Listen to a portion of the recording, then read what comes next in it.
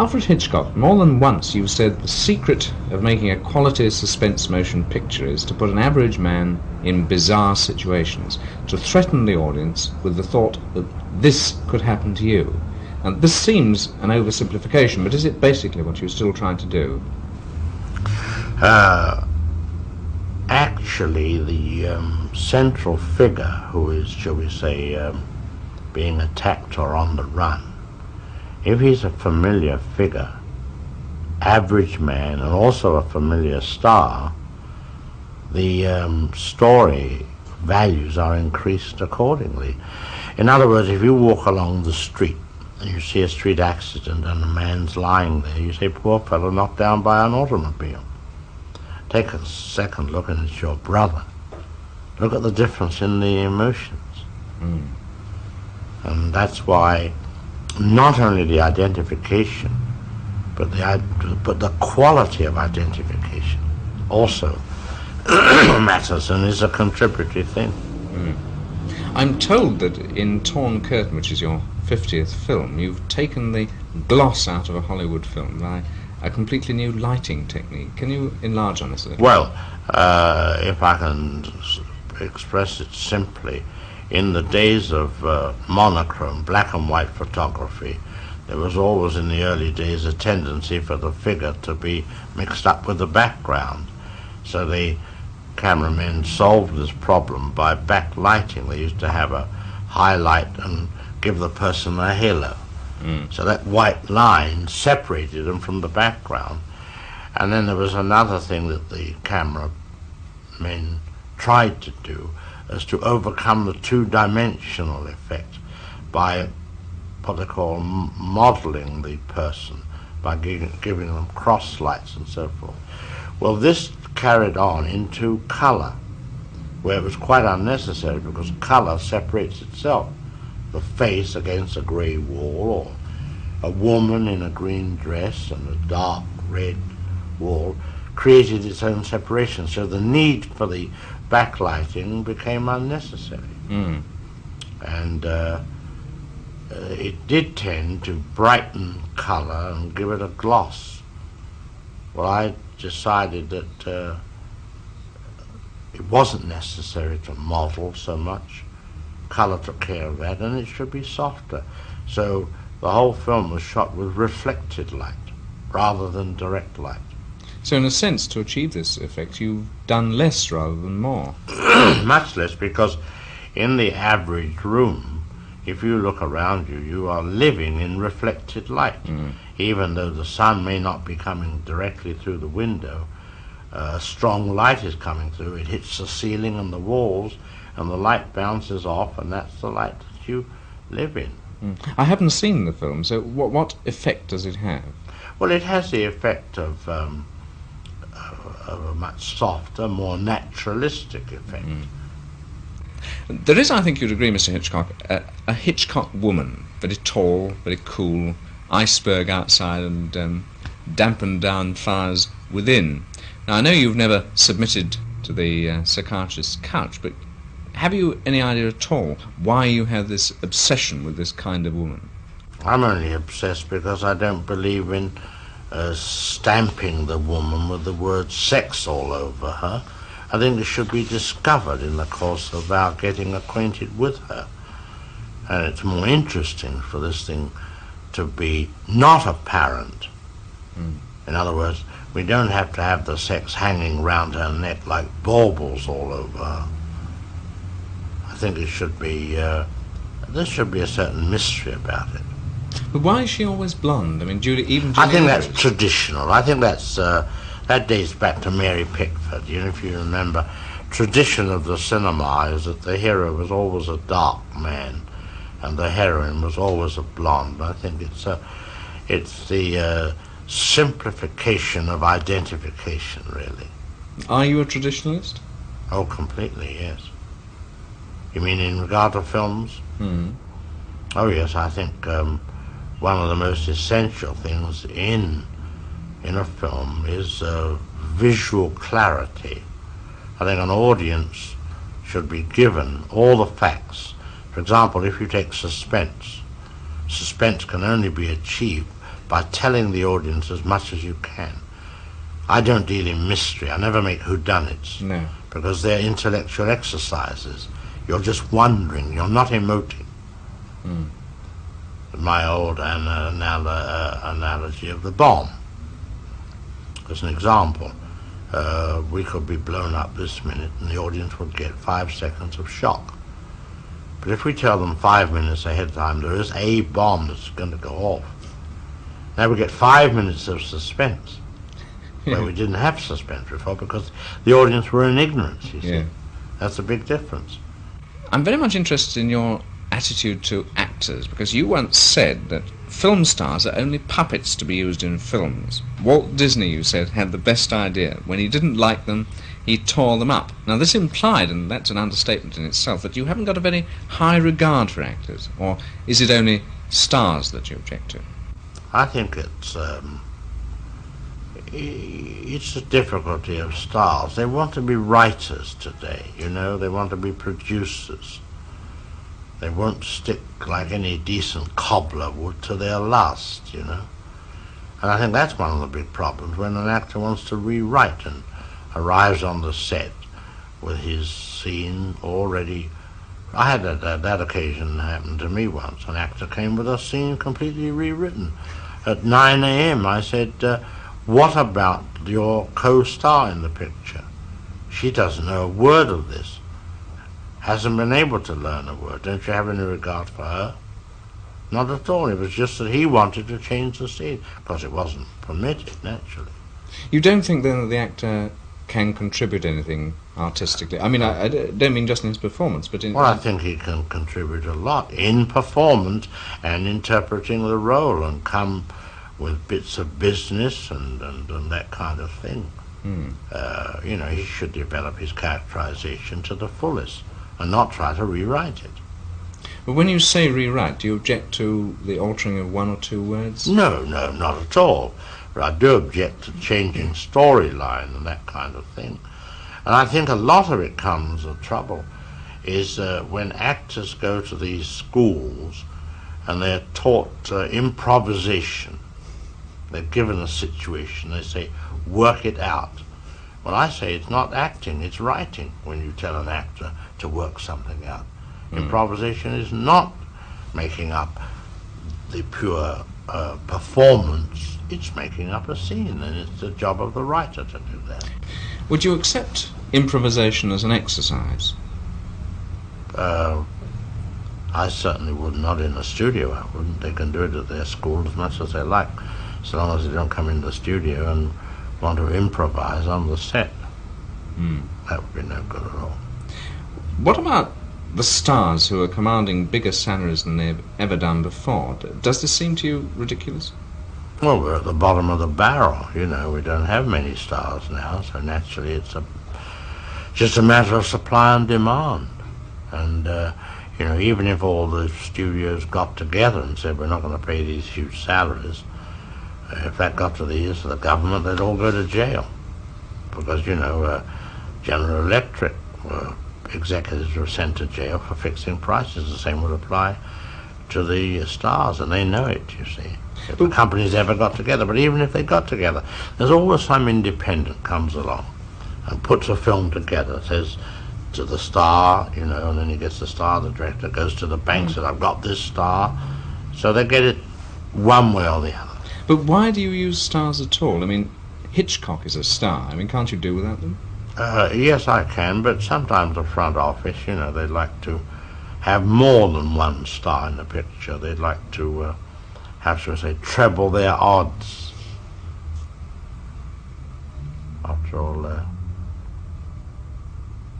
the cost, of course, is enormous. The thing I regret about it is it takes away some of the money that could have been used for the production of the picture itself. You find yourself chiseling, you know, and cutting corners in the actual production. One of your films that's always puzzled me, because it seems to be out of line with what you could call the mainstream of Hitchcock, is The Trouble with Harry. Did it make money, by the way? No, that's the only losing picture in the last 14 years. But it happens to be what I would like to say is true Hitchcock, more than anything else, because it has the humour of the macabre, and that's typically English humour. You know, the famous story, which is always quoted as an example of the humour of the macabre by the Londoner, when an English comedian died or was killed in the last war, and at the cemetery the bulk of the mourners were fellow comedians, and one mischievous young one leaned to an old one and said, "How old are you, Charlie?" And the old one said, "Oh," he said, "I'm 89. Young man said, "Hardly seems worthwhile going home, does it?" So that's the humour that appeals to me, and that's what Trouble with Harry was. Matter of fact, to counterpoint the macabre, I laid it in the most beautiful autumnal setting of Vermont. In fact, we went there and waited for the leaves to turn. I felt when I saw it that you were ahead of your time with this one, Hitchcock time. Did you feel that afterwards? Well, he might have been ahead of his time for the critics, but I don't think for audiences. I was most interested to see whether the American audiences would appreciate this, and they did whenever the film got to an audience. But you see, unlike the theatre where a play gets directly to an audience, a movie doesn't. A movie has to go through a salesman and then an exhibitor before it ever gets to the public. People sometimes wonder why you always stick to suspense, but in an article that I read, you were quoted as saying, when you were asked why you didn't make a Western, for example, "I don't know how much a loaf of bread costs in a Western, and that would bother me, and I have to know about my subject." Now, I have a feeling that what you really meant was that you have to be interested in your subject. No, that's indicative. It's rather like the same question put to me, why don't I make costume pictures? Well, that was, I think, at San Francisco Press Club once, and I said, well, I don't make them because A, I'm not very good at it, and B, to me, nobody in a costume picture ever goes to the toilet. And the same with the loaf of bread. You see the cost of a loaf of bread in the Western. What is it? I don't know. Nobody seems to know. I've never seen anyone having a tooth out in a Western. They're all superficial. You see, I deal in nightmares, and nightmares have to be awfully vivid. You're very glad when you wake up, just as you're about to drop through the trap on the gallows. It's all been so vivid and real to you in the nightmare, so therefore, while I may have a bizarre situation, the treatment of it is very accurate. So that's what I mean by the Western. And, actually in those days men wore bowler hats and had big handlebar moustaches. And when I said that's the way I'd like to do a Western, somebody said, "Oh, you'll ruin the public image of a Western." Where does your obsession with murder and crime spring from? Have you ever tried to look at it? Nowhere particular. I think it's an interest that many English people have. After all, they all have the most, how should we call them, literate crimes in this country, whereas everywhere else they just shoot and run, Here they're nicely done with arsenic or bathtubs and that sort of thing. I don't know if the two things go hand in hand, but I've heard that you're something of a practical joker. What kind are you? I mean, I hope you're the kind who only wants to mystify, not to hurt or cause distress. The whole practical joker, I don't do it now. I used to do it years ago.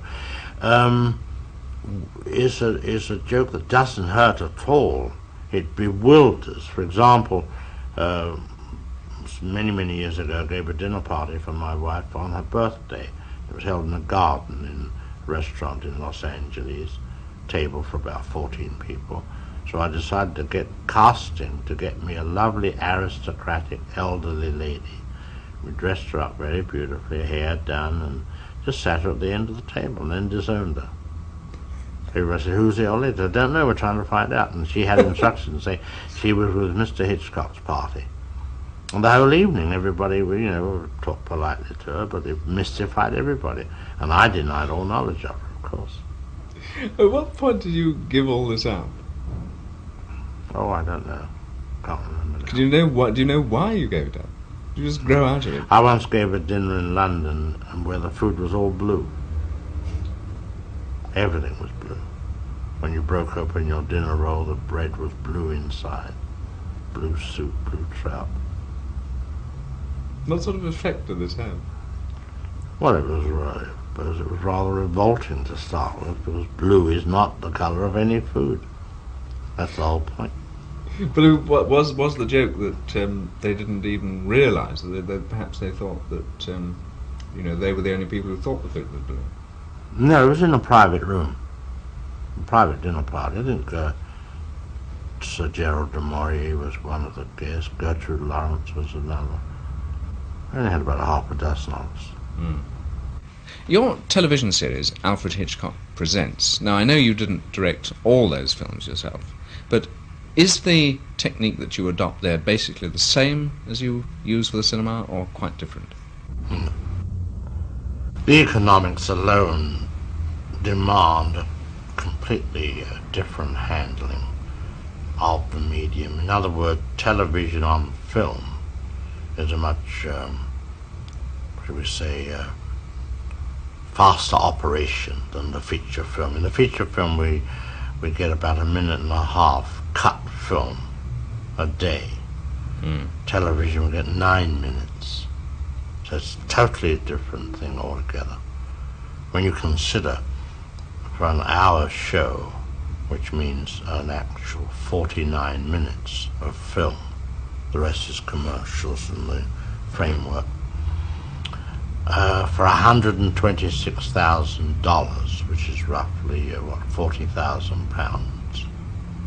I've just finished a film, 2 hours and 5 minutes, at £5,000,009, meaning over £2 million, as against 40,000. Did it distress you at all to work at such speed in television? No, but it's a different attitude, there's no time for any finesse or any language of the camera, shall we say, as we would in a feature picture. The nearest I've brought the two together is in the film Psycho. I did use a television unit, and we did work pretty fast. But when it came to certain things that were cinematic, then I slowed up to the feature film rate. To give you an example, we were shooting dialogue scenes, say 8 or 9 minutes a day. But when it came to the murder in the shower, that was 45 seconds of film, 70 setups, and I took 7 days to do it. There's the difference, you see. Because you published a book called Stories They Wouldn't Let Me Tell on Television, I think it was called. Does this imply that you have a quarrel with television administrators? I mean, why wouldn't they let you make those stories? Well, they have a thing called, they have a department in all networks called continuity acceptance. Oh, I've heard about this, yes. Which is in the censor.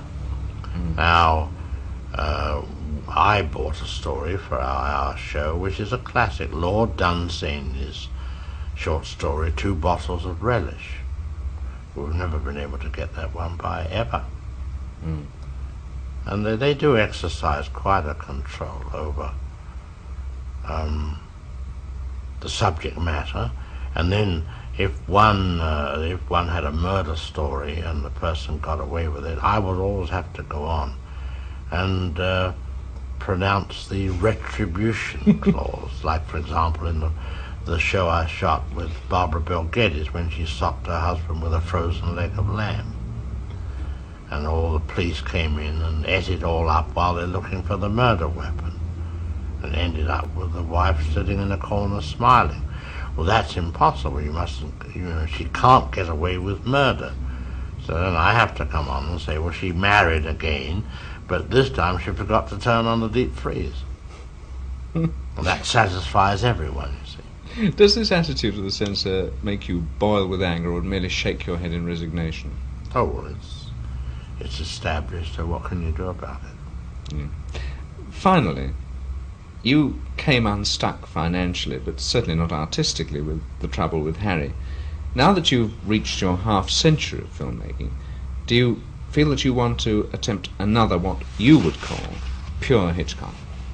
Yes, if the subject came along. But I don't think that my present contract that I have for 2 more pictures would permit that amount of self-indulgence. You see, you can't indulge yourself for $5.9 million. A lot of people's jobs attached to this figure. I used to look at the men lining up at Warner Brothers carrying their dinner pails, clocking on in a long line. I said to myself, is this an art form? And that is, therein lies the whole problem between the artistic and the commercial, is the cost of expression. I've often wondered if an artist were given a canvas by a patron and said, now this canvas costs £200,000. I'm going to give you a box of paint, say it costs £100,000.